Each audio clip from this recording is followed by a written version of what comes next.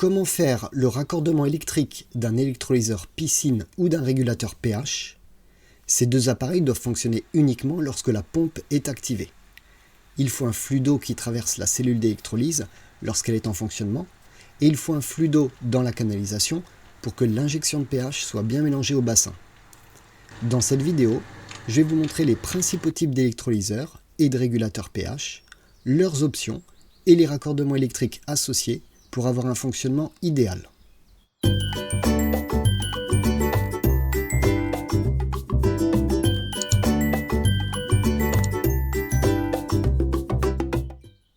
Pour la désinfection de l'eau d'une piscine privée, l'électrolyseur est la principale alternative au galet de chlore.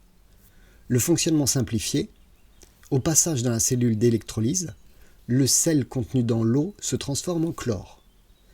Et le chlore redevient sel après avoir agi comme désinfectant dans l'eau. L'électrolyseur implique donc l'ajout de sel à l'eau de la piscine.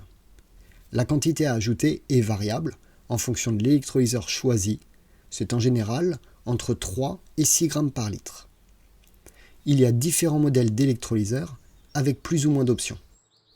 Le kit de base comprend le coffret d'alimentation et une cellule d'électrolyse. Ce kit doit être adapté au volume de votre bassin. Plus il y a d'eau, plus l'électrolyseur sera puissant. En option, on trouve le flow switch ou détecteur de débit. C'est un capteur qui permet à l'électrolyseur de savoir s'il y a ou non de l'eau qui circule dans la canalisation et donc dans la cellule d'électrolyse. Il est parfois directement intégré à la cellule d'électrolyse. La sonde redox, c'est un capteur qui permet de mesurer le pouvoir désinfectant de l'eau. Dans notre cas, ce capteur va permettre de savoir si la désinfection de l'eau créée par l'électrolyseur est suffisante, trop faible ou trop élevée. Le capteur de température, il permet de stopper l'électrolyseur si la température de l'eau est inférieure à environ 15 degrés. Lorsque l'eau est trop froide, l'électrolyseur ne produit plus uniquement du chlore, mais également d'autres molécules qui feront vieillir votre installation prématurément. C'est pourquoi il faut systématiquement arrêter un électrolyseur lorsque l'eau de la piscine est froide.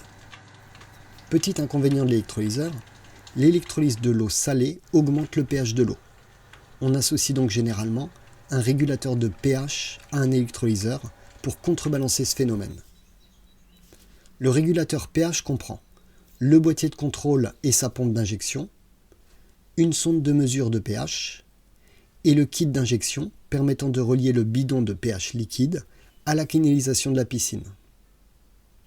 Le fonctionnement est très simple. On règle une consigne de pH et le régulateur va injecter du pH- liquide dans le bassin dès que la mesure de pH dépasse la consigne. Tous ces éléments s'installent dans cet ordre: sonde de pH, redox, capteur de température et capteur de débit, après le filtre piscine pour les protéger des éventuels débris aspirés par la pompe. Puis la cellule d'électrolyse et enfin le clapet d'injection du pH. Mais revenons au branchement électrique. Avant de commencer, assurez-vous d'avoir coupé l'alimentation principale avant toute intervention sur votre tableau électrique. Pour l'électrolyseur, il y a deux cas possibles. L'alimentation en continu. L'électrolyseur est alimenté en permanence et c'est grâce au détecteur de débit que l'électrolyseur s'active dès qu'il y a une circulation d'eau dans la canalisation. Autrement dit, dès que la pompe est en fonctionnement.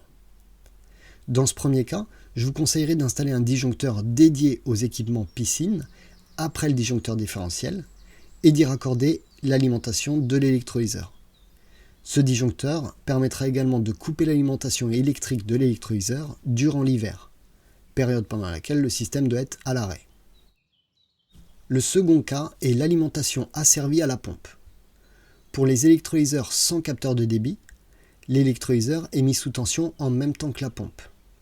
Dans ce cas, il va falloir reprendre l'alimentation au niveau de la pompe pour avoir un fonctionnement synchronisé de la pompe et de l'électrolyseur.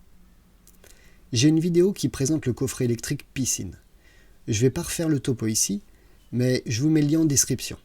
Cette vidéo nous amène au câblage standard suivant, avec le disjoncteur différentiel, le disjoncteur magnétothermique,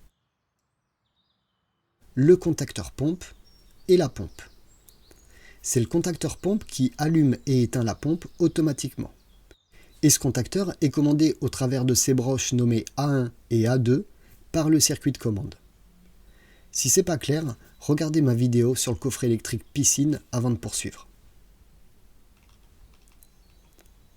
C'est donc à cet endroit qu'on retrouve l'alimentation de la pompe.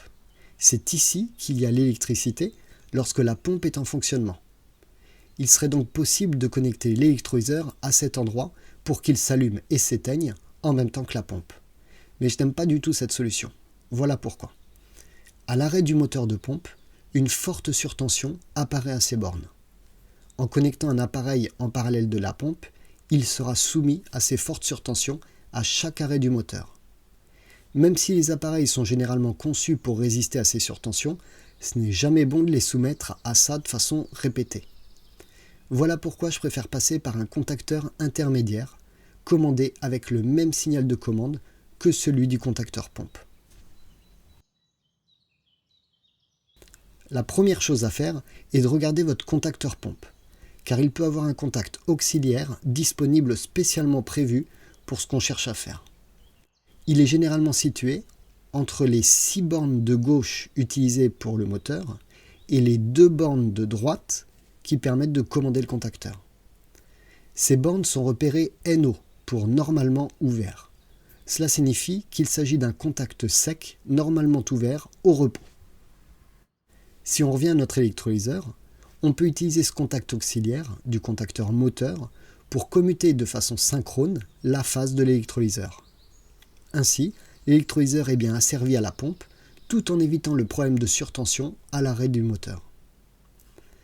Comme pour le raccordement précédent, on ajoutera en amont un disjoncteur qui permettra de couper l'alimentation électrique de l'électrolyseur. Une autre solution consiste à ajouter un contacteur domestique qui sera piloté avec le même signal de commande que le contacteur pompe.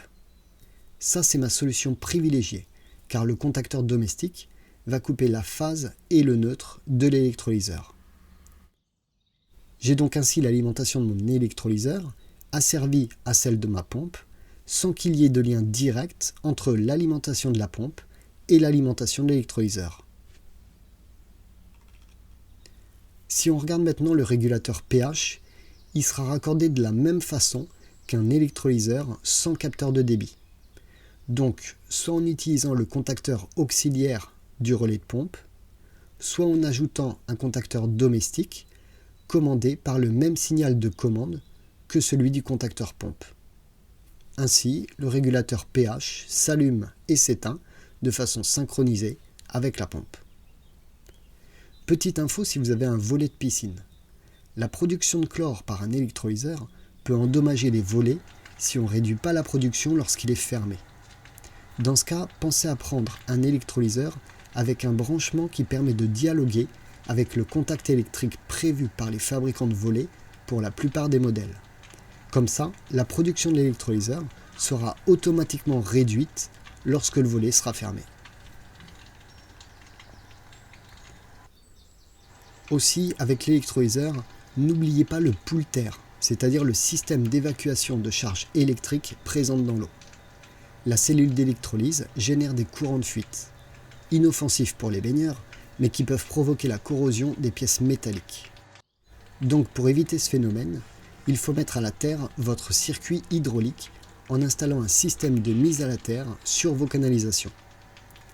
Utilisez une terre dédiée plutôt que prendre la terre de la maison. Même si les deux s'appellent terre, les fonctions ne sont pas les mêmes. La terre de la maison est un système de sécurité des personnes, la terre de la piscine est un système de sécurité du matériel. Voilà, on a fait le tour. Merci à Damien pour ce sujet.